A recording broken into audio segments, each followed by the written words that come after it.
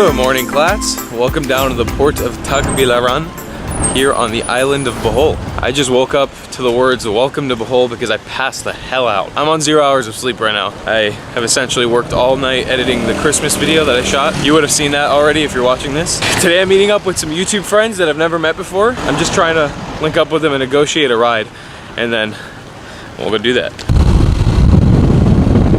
That was a crazy motorcycle ride, but I got it for 150 pesos, which was a crazy good deal. And just, I've never ridden a motorcycle with like a backpack. Anyways, I'm in the town of Alona Beach now, and I'm looking for the partners that we're gonna be joining on. We're gonna be leaving the journey from here. All right, guys, we have met up with our crew for the day. We got Pierre, we got Trina, we got Juju, we got Juju's mother. We're here in Bohol, and we're gonna be heading off on this amazing little tour with the motorcycles once again. And we're gonna be exploring the Chocolate Hills. Chocolate Hills, Tarsiers. So we're gonna head off now on the motorcycles, and let's go adventure. All right, so I just wanna apologize in advance for the motorcycle footage. I am not good at doing it, and I'm not gonna make any excuses. I'm just not good at filming motorcycle footage, but it doesn't really matter because that's not really the focus of the day. These are our bikes. We got some bikes. This is my little steed for the day. He's blue and he makes weird noises when I start him up.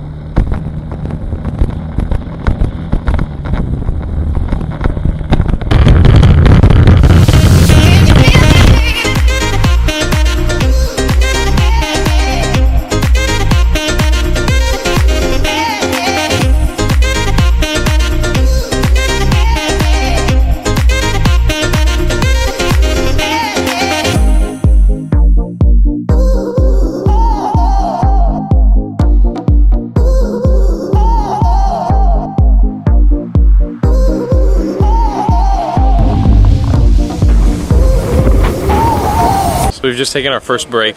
I'm doing an absolutely horrible job filming today. That's because I have a helmet, so I can't even mount the GoPro on my head. But yeah, there's a bunch of rice fields out here. We're stopping to get some coconut. This coconut is gonna be delicious. It's gonna be a little refreshing. I'm also on 0 hours of sleep right now, so I feel like I'm gonna pass out every time I'm riding. I'm vlogging. I'm vlogging too. That's great. We're little Are you vlog excited brothers. for Buko? Oh yeah. Guys, may we all cheers our coconuts? Yeah. I've never done this with coconuts before. It's gonna be impressive, no? Coconut cheering, ready? Ready? And cheers! Guys, this is a damn good coconut. What is the life right here? There's coconuts and jungles. All right, we getting the coconut opened up right now. We're having a little coconut feast before heading back on the road. Oh my God, hold on. Listen to that crunch. I did too. Alrighty, coconut adventure's over, and back to the bikes we go.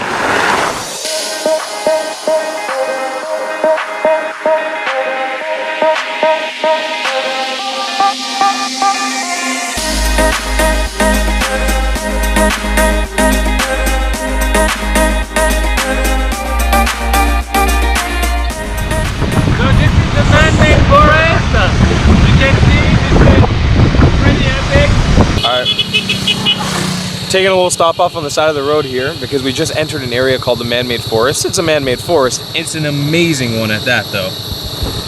The trees are designed in this way where they're kind of shading over the road, and it is absolutely beautiful. You can hear the sound of like cicadas or grasshoppers or something in the distance, and it's, wow, what like a magical environment. You just cross in here and it just turns into this all of a sudden.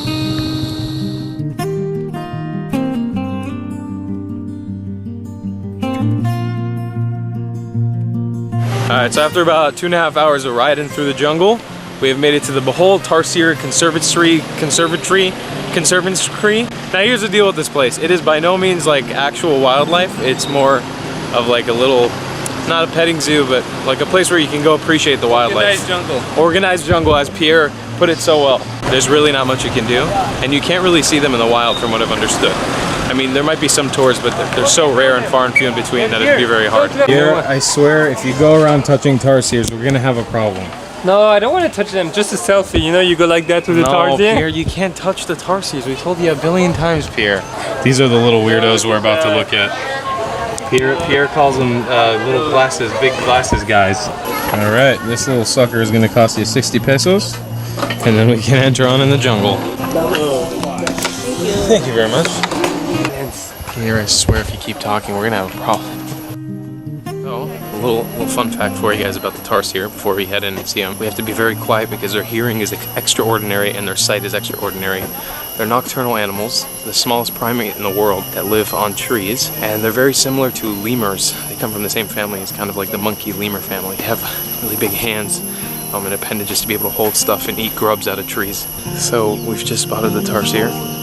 It's about a foot away from us. There's about 20,000 people crowded around it. And my only reaction is, wow, that is a small animal. That is like a little mouse.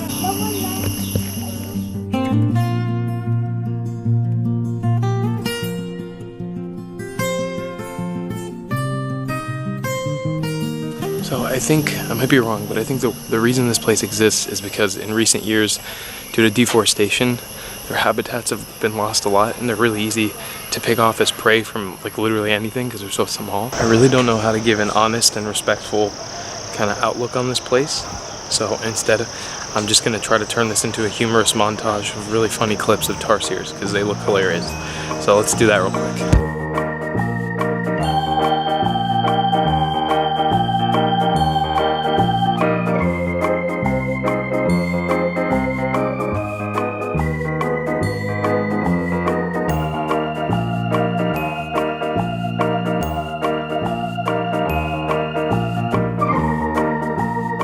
Guys, don't forget to like this video and then go over to Pierre's channel. Give a thumbs up. Leave a big old tarsier thumbs up. Well, I think I'm gonna get a t-shirt. I mean, the thing is, like, if you're in the area, you should come here. Yeah, you should. You should come see him. But from the same perspective, don't go out of your way. It's like the Eiffel Tower, you know? No, wait. I'm kidding, I'm kidding. It's a joke. They're cool, but there's nothing wild about this. Like, you might as well go to a zoo that has a tarsier. It's Yeah. pretty much the same perspective. Yeah, and I think if you really want to see them, like a really nice National Geographic video, Yeah. like a documentary, it's gonna be like 100 times They better. might even be able to get closer than you can here. So, all right, we're gonna hop back on the scoots. We're gonna go see the chocolate hills, which Pierre has informed me are no longer chocolate. They're green as they get.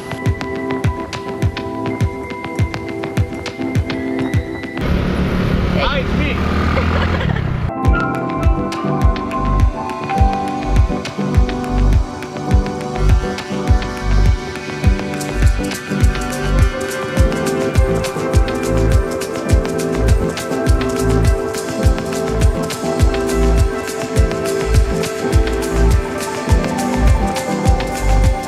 We got a toll stop here. We pay 50 pesos, get a ticket, and then we can go up. All right, so after this full day ride, we finally made it to the plaza of the Chocolate Hills. About to climb all the way up there. That's like the top of the little lookout point. But check out this amazing jungle. Look at that, that is incredible. All right, so we've made it here to the highest point of the Chocolate Hills. The view is incredible, absolutely incredible. And it's time to hit you guys with some facts and history about this place. So you have a little bit of knowledge of why it's here, but the view just keeps going. It is incredible. So these are the Chocolate Hills. There's an estimated about 1,200 to 1,700 of these kind of geological structures around this area of the Philippines. It's an incredible kind of dome-shaped geological formation that happened in the Pleistocene era, back when we had giant sloths and stuff running around planet Earth. Most of it's made out of limestone, and actually when you dig into it, you can find shells and fossils and all kinds of things like that inside. The actual landscape here is incredible. It just goes on for miles in every direction that you look in. So one of the legends of this place is about two giants that were feuding, and they had a fight for a few days, and they were throwing rocks and sand and silt at each other for a couple of days. And in the middle of the fight, they became friends and the feud ended. When the feud was over, they forgot to clean up their mess, and that's what we see behind us, the Chocolate Hills. That's kind of the legend behind it. Now, to get into an idea of an itinerary for the day that we did, like the tarsiers and this place, it is definitely a go. You must absolutely come and check this place out. This one is definitely worth it, whether you do a full day hike to get up here, which you can, or you rent scooters like we did. It is 100% worth it to come up here, and it's absolutely amazing.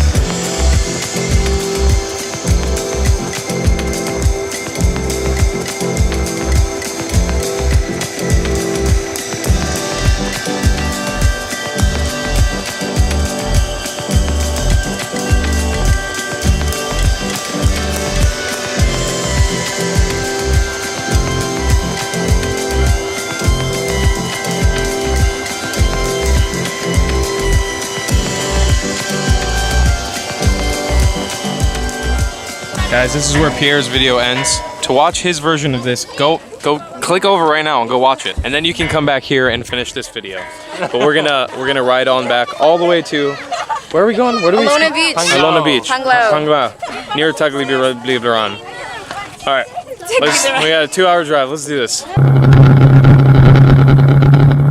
Guys, so these two wonderful people let me crash in their little bungalow yesterday. This is my incredible accommodation, was a yoga mat. But listen, when I was deprived of sleep for hours, like I think almost like 30 hours. I didn't even feel it. I slept like a baby on a yoga mat. But right now we're heading on a private tour. We're renting a boat for the day. The 5 of us, the whole squad that was with us yesterday, and we're just gonna enjoy like a whole day here in Bohol, out in the water. I don't know exactly what to expect, but I'm gonna be filming only with an action camera. And we'll just see what happens. We'll try our best to make this the best day possible. So let's do that. All right, our boat for the day, the Yes 2. Good morning, boss. How are you? This is our little boat we're boarding.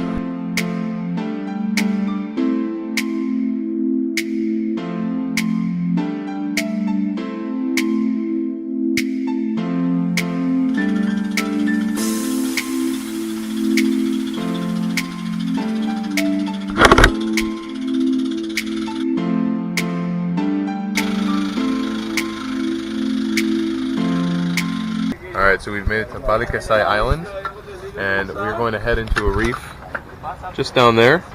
As well on the other side of the island there's sea turtles, which is going to be amazing. And we're going to take a little swim and just enjoy this.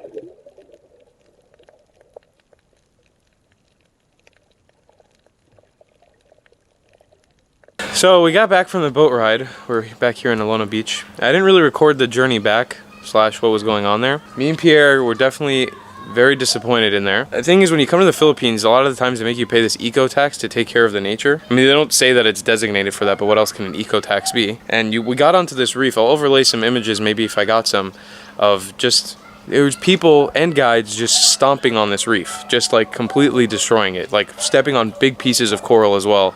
And like these are like the homes of some of the fish and some of the natural habitats for the animals there, and they were just like straight up just stomping on them.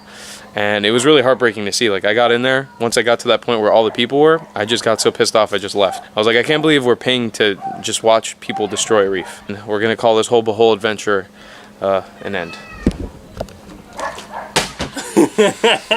Doesn't get any better than that. So I've actually just split up with Pierre and Trina. I am heading off back to Cebu City.